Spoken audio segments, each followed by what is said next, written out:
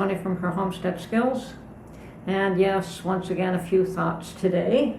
It is too nice to be in again, and probably one of the last few days that we're going to have with good weather, what we used to call Indian summer here. It's before the weather turns really cold.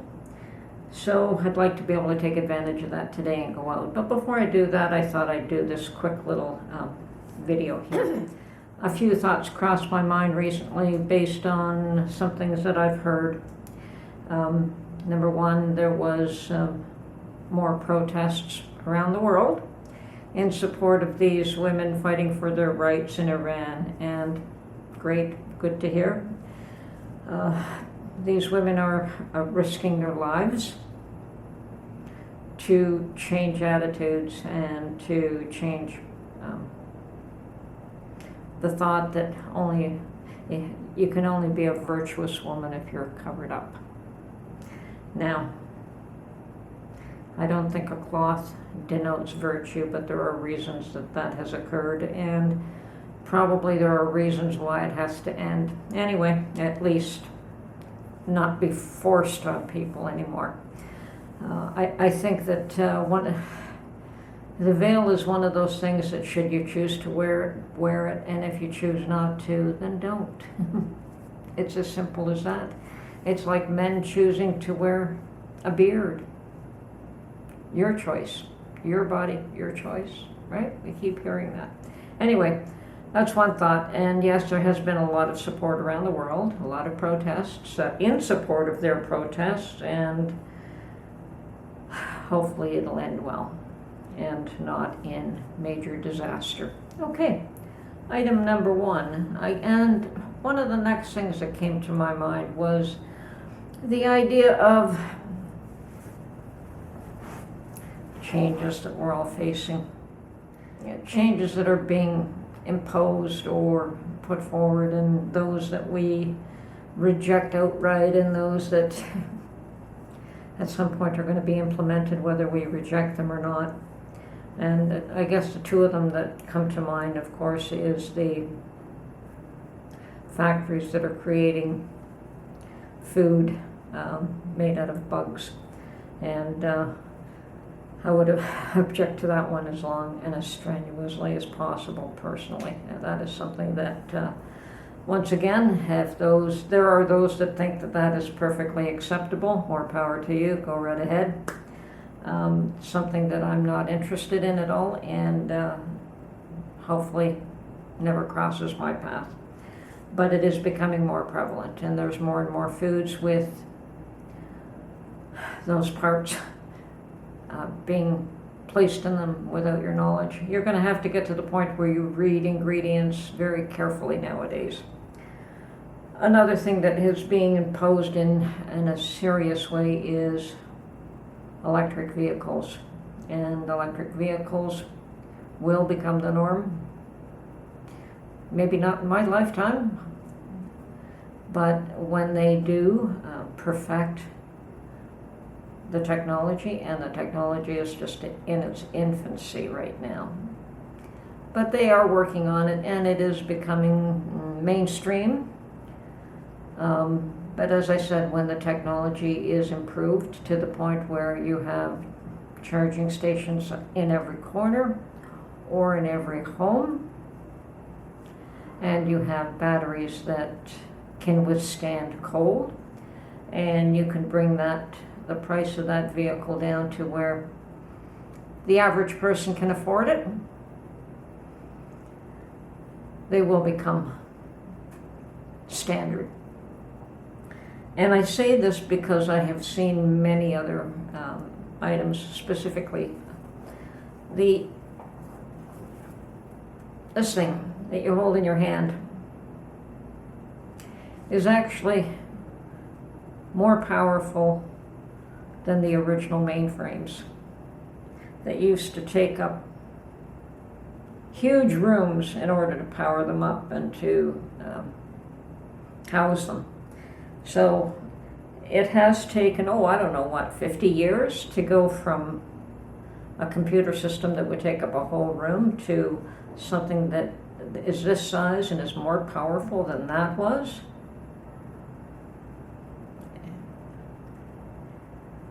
yes, it changed and it happened, and yes, we've bought into it. And they are acclimatizing you to the idea of electric cars. It's just that, yeah, not likely that I'll buy one in my lifetime. I don't know how much longer I'll live, but I don't think that they'll perfect the technology in my lifetime. But who knows? They could surprise me. But anyway, that's a thought. And yes, as long as it isn't beneficial for you, don't buy it. Don't be the guinea pig. And believe me, to get to this, there was a lot of early technology that was sold to people, that was used as a stepping stone for the next one. And same thing with, I mean, when they first put computers in everyone's hand, they started off with games. So they put games in these computer systems, game consoles, and they'd get you hooked on watching the games. And this was to acclimatize you to using a computer system. And eventually they started developing applications for business use. So they became pretty standard in businesses. So accounting systems, spreadsheets, all kinds of things. Those were mainstream. And now they've got an app for just about everything on this device. So watching the evolution of this, and believe me, I was in that industry. I did see it go from, okay, the big machines were before my time, but the early computer systems were not. And I did watch how they evolved from, I mean, you can still get desktops today, but even those desktops are more powerful than the early mainframes. So, and this once again is just as powerful as something on your desktop. So yeah, we are evolving, and the cars will evolve, and other things will as well. There will be new technologies, and it may, the speed in which these things are brought to the public may be much quicker. But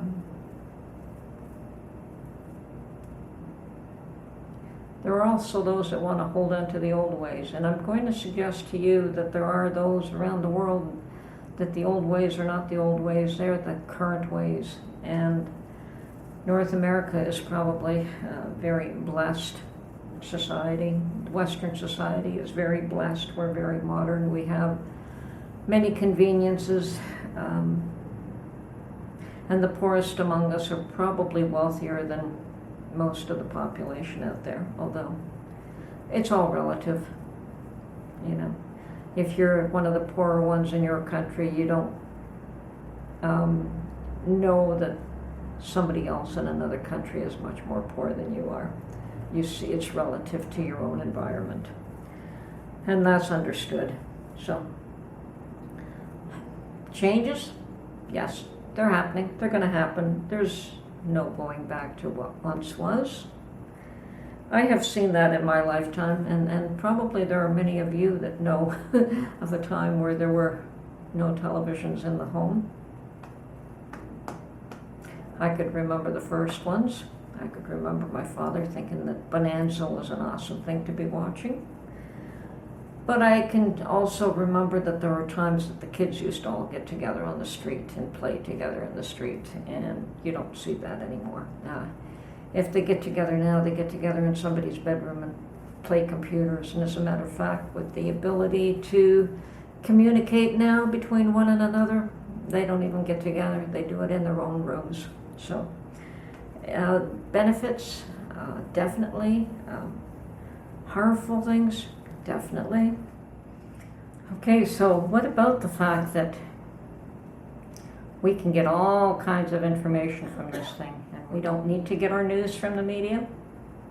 We don't need to get our entertainment from those that want to present us with it. We can pick and choose.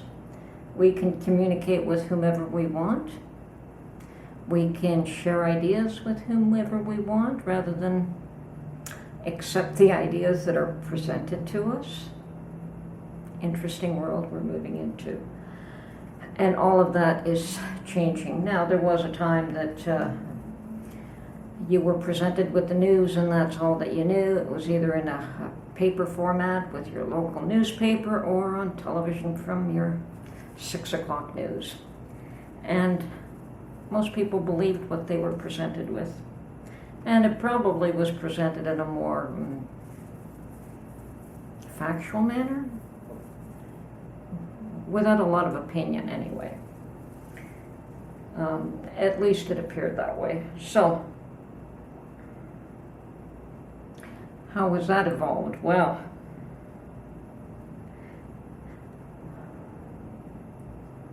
most people believed what they saw in the newspaper, and they believed what they saw in the 6 o'clock news. So people could have been presented with all kinds of ideas and propaganda that they were being inundated with, no different than what's going on today. Except that today, people have become a little bit more aware because of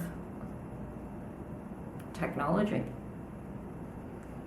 And because of that, now they're trying to pull back and say you can only say what we say you can only listen to what we say you can listen to, you can only know the knowledge that we choose for you to know. And it's a little bit too late for that. They did it before, and they're trying to pull back and do it now, but it won't happen. Pandora's box has been opened and the public has been given information. It's like when the first Bible was printed. There was, before that, it was only the priests and only certain people who could read, who knew what the Bible actually said. And then when Gutenberg was able to publish a Bible and it went far and wide, people were able to read for themselves what it actually said, and that changed the way people, they could read the word for themselves. They didn't need somebody to interpret it for them. Interesting. And I see a lot of that happening in the world today. People are seeing things with their own eyes. There are still those that choose to believe what they're told. There are still those that choose to try and tell people what they should believe, what they should see. We see blatant lies, people telling you, no, what you're seeing isn't real. Don't believe your lying eyes. And that amuses me to no end that there are some that still believe they can do that. Anyway, just a few interesting thoughts for a Sunday morning. And yes, I think it's great that people can read their own Bibles. Anyway, have a happy Sunday. This is Tony from Her Homestead Skills. Talk to you soon. Bye for now.